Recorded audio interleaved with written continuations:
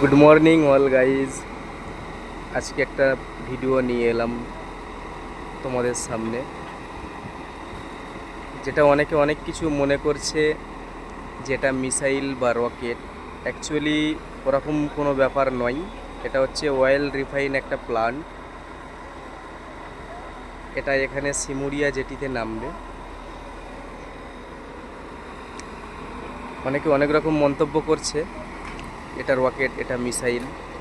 Actually এটা oil refine করা হয়। তো আজ এটা এখানে খালি হচ্ছে, তার প্রস্তুতি চলছে। এই যে টেলার এসছে, একে নিয়ে যাবে।